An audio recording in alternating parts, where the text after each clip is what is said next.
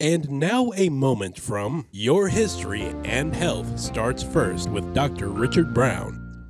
Hello, this is Dr. Richard Brown. I'm coming to you again. This is Your History and Health starts first.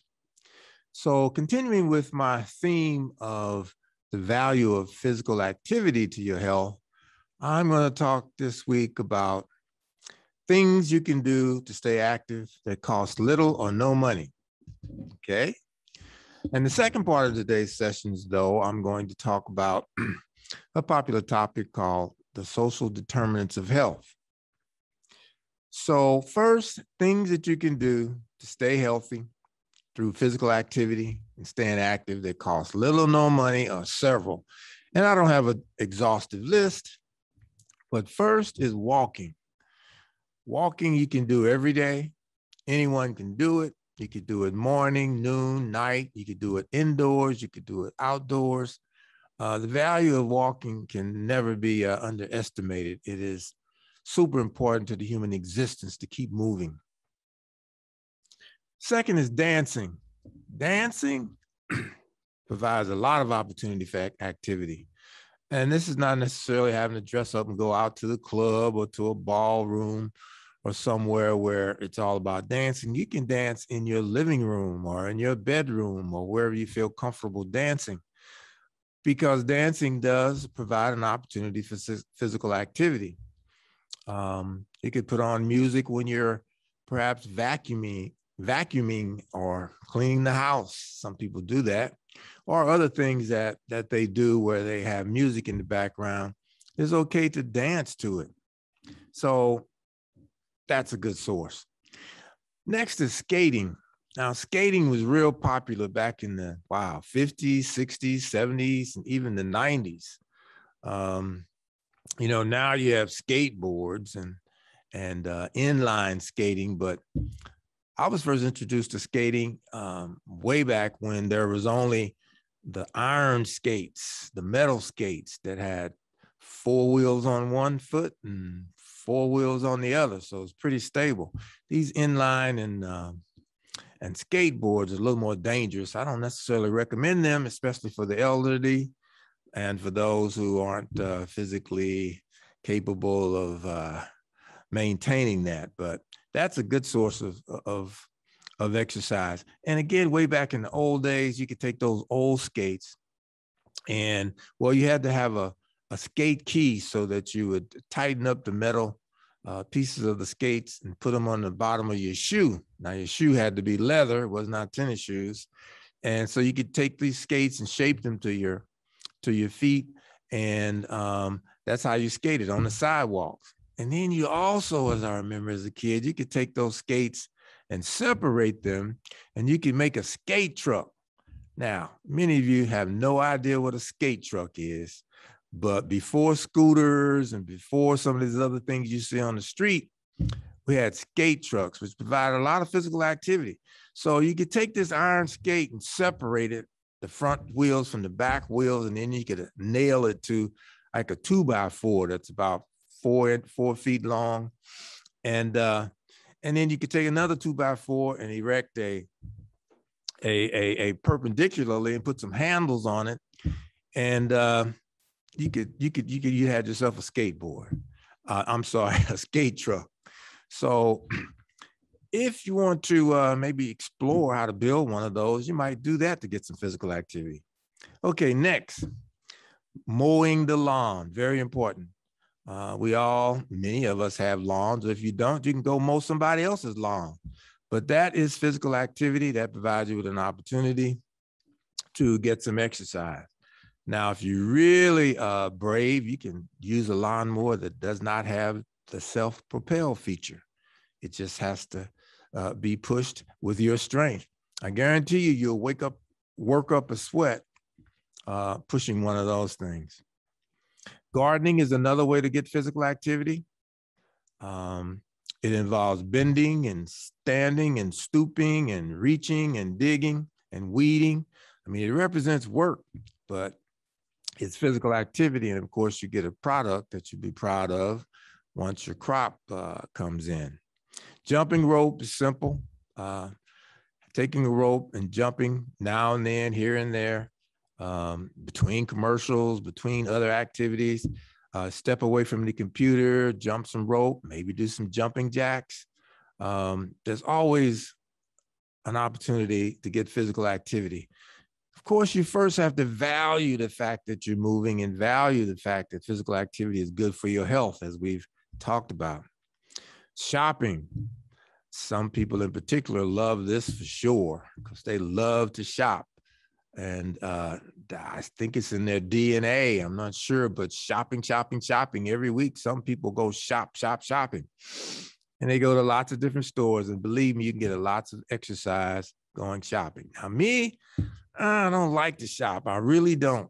But when I do, I'm looking for one or two things perhaps, and I'll go to 4 or 5 or 6 stores to find what I'm looking for. So you can get a lot of exercise doing that. But again, you have to recognize when you're doing these exercises that it's of value to you.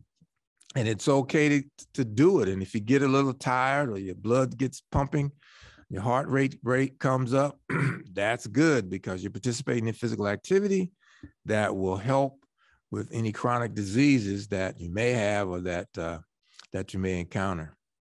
Taking the stairs instead of the elevator. Wow. Who would want to do that? Most people do not want to do that. We have the modern invention of an elevator. Why would we take the stairs? Well, if you're knowledgeable about physical activity and its value, you might take the stairs now and then because there's a tremendous amount of aerobic value you can get out of taking the stairs. Playing with kids. Kids have more energy than, I don't know, any other creatures on earth that are human. They just always moving. From the time that they come here, they're moving, they're learning, they're doing all kinds of things, and it's difficult to keep up with them. But if you do it, you can definitely get some exercise by doing that. Excuse me. Next is, let's see, jumping jacks between TV commercials. I mentioned in another podcast that the screen time that people are having these days is very large. They spend a lot of time in front of TV, computers, held hand cell phones, and it is important to step away from that now and then and get some exercise. Sometimes when I watch certain movies, especially those half-hour movies, but that have a lot of commercials, sometimes longer, you can do some exercise in between the commercials. They last maybe a minute, maybe 2, and just standing up and doing some jumping jacks or maybe even some push-ups would provide you an opportunity to get some exercise. Hopscotch I thought about. Now, hopscotch is another activity that some people probably don't know about, but it was invented way back when we didn't have all these other technologically advanced games. But it has to do with drawing on a sidewalk, some blocks and some numbers, and taking a coin or a bottle top to place it on one of the squares, and then you hop through and skip that one. And it's a little complicated. You should look that up and maybe try doing some hopscotch if you get bored with these other things to try and obtain physical activity. Another one is simply lifting weights. Of course, lifting weights to me is boring, but if you do lift weights, it is physical activity. And if you work up your heart and you get stimulated, that's good. And of course, you should exercise always until you sweat, which is good. Although some folk don't like it, ladies in particular don't necessarily want to get their hairdo messed up, but it is very, very valuable to sweat. I mean, sweat was created to cool the body. It was created to sustain and make sure humans are healthy. And so we shouldn't necessarily shy away from it because we now know that it is valuable to us and can keep us healthy. There's also exercise tapes and even TV channels that will provide you with an opportunity to take some exercise or get some exercise through the programs that they have. I mean, most cable channels have 900 of them. 900 channels. I'm sure you can find an exercise channel. Riding a bike, of course, been around for a long time. Today, those bicycles, brand new, are pretty expensive, but they got some at the Goodwill that don't cost very much because people have turned them in because they got too old or they wanted a new bike. But I'm telling you, there's some ones there that they're fairly inexpensive. Baseball, tennis, street hockey, baseball, all those things provide a source of exercise, and you can participate in those as you get an opportunity to do so. And lastly on my list for today is gym memberships. I've never had a gym membership. I don't particularly think that having to spend money to go to a gym to get exercise is the thing that you have to do, because you do not have to. But what I've learned recently is that you can get a gym membership for as little as $10 a month, and you have access to a whole lot of equipment and experts and things that, again, will help you develop whatever you're trying to develop or weight that you're trying to lose. And so even gym memberships have become affordable. So that's my list of things for today that you can do that cost little or no money, and you still get physical activity and exercise. Now, for the second part of my session today, I'm going to talk about the social determinants of health, which have come along in recent years to describe a condition in which people live in, the environment where they're born, where they live, where they work, where they learn, where they worship, and where they get older. And the social determinants of health affect a wide range of health factors and the quality of life and outcomes and risks. So these social determinants of health, they affect how you turn out as a person through a lot of avenues.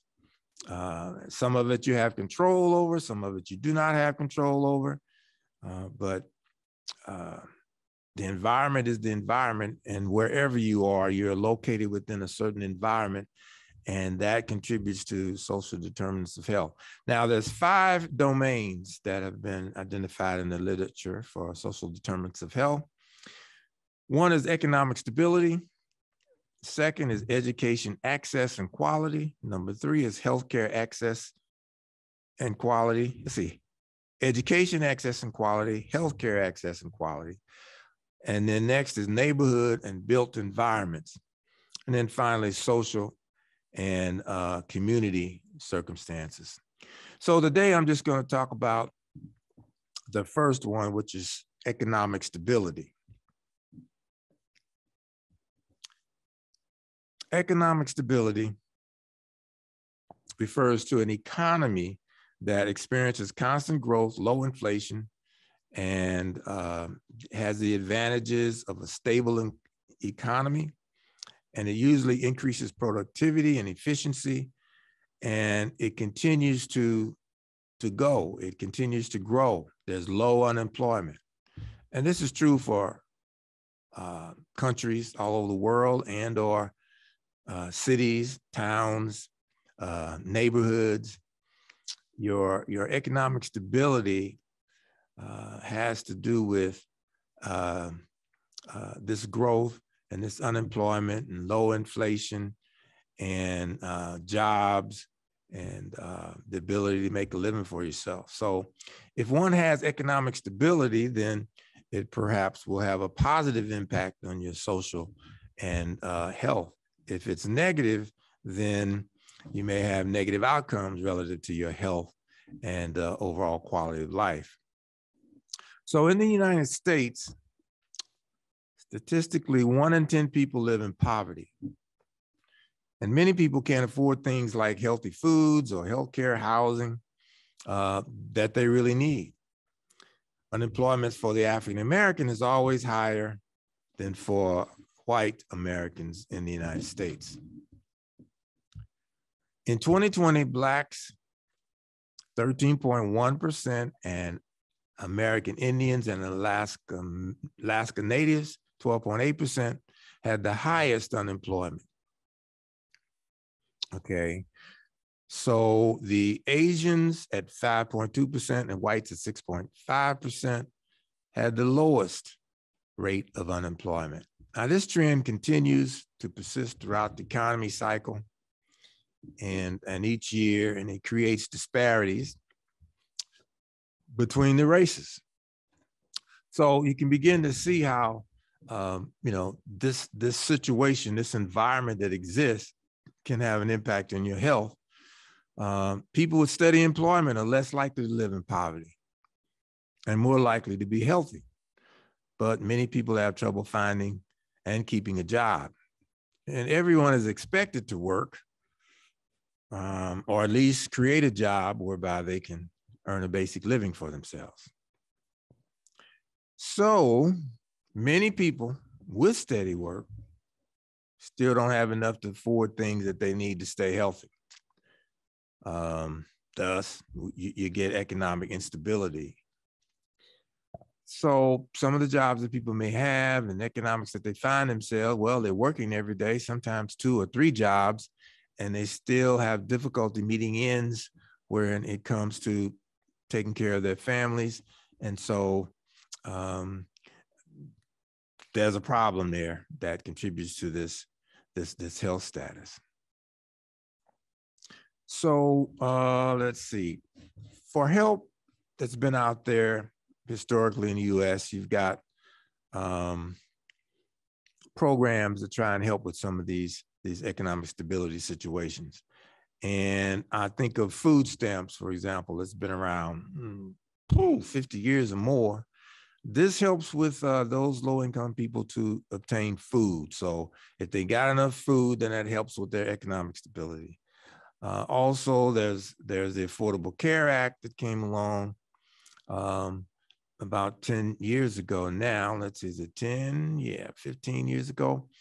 And it was designed to help people who did not have adequate income to pay for health insurance, which you have to do in this country, to have access to health care at an affordable price and at an affordable rate. You also have housing that dictates whether or not you have economic stability. If you're homeless, okay, or if you don't have adequate housing, then that's going to impact your economic stability. So the HUD, Housing and Urban Development in this country, again, provides some supplemental funds to individuals who can't afford to pay the rent in certain neighborhoods and in certain buildings. For example, there may be a neighborhood or an apartment that costs you $1,000 a month. So you may only be able to pay $300 a month, but the Section 8 housing under HUD would pay the other $700 a month. And so then the landlord gets his $1,000 a month, and that helps with his economy and his well-being, and it helps the family as well, because now they have a place to stay that's pleasant and one that they can afford because of that help that they get with that economic assistance. And then there's community health centers, which I'm very familiar with, having spent a great deal of my career operating community health centers as well as other healthcare facilities. These community health centers are located across the U.S., and they're located in every state. And in some cities, you have several community health centers. And these were and are funded by the federal government and been supported by both Republicans and Democrats for the past, 55 years. And so they are the frontline source of primary care for those individuals, again, who need to access basic care and who may not have the total resources to get the premium type care. Although the quality of care that's provided in community health centers across this country is very, very high. Very high. I got all my health care within community health centers for the past, 30, 40 years. I know the quality. I know what it can do. And it's equal to, if not better than, some of the private primary care facilities that you might find yourself in.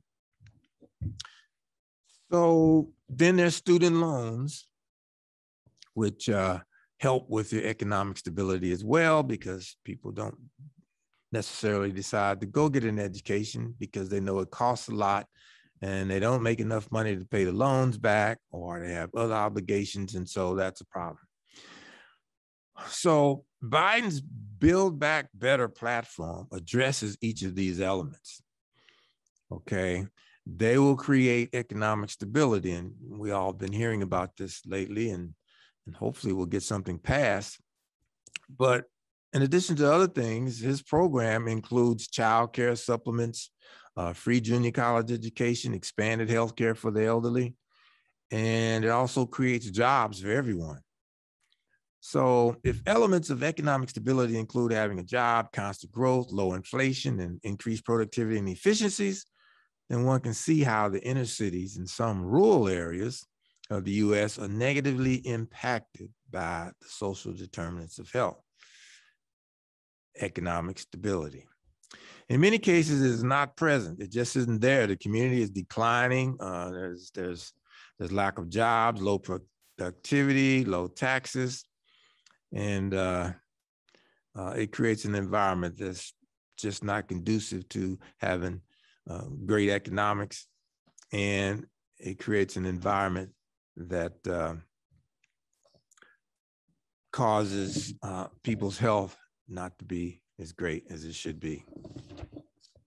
So finally, having covered the economic stability part of the social determinants of health, I'm going to go in the next session that we have, and I'm going to talk about the second determinant of the second social determinant of health, which is education and access and quality.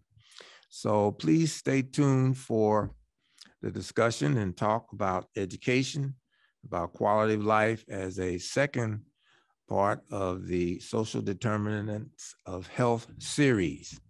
This is Dr. Richard Brown. Your history and health comes first. Thank you. This has been Your History and Health Starts First with Dr. Richard Brown. And you can leave suggestions at ewcfacts@gmail.com. That's ewcfacts@gmail.com. This has been an EWC Communication production.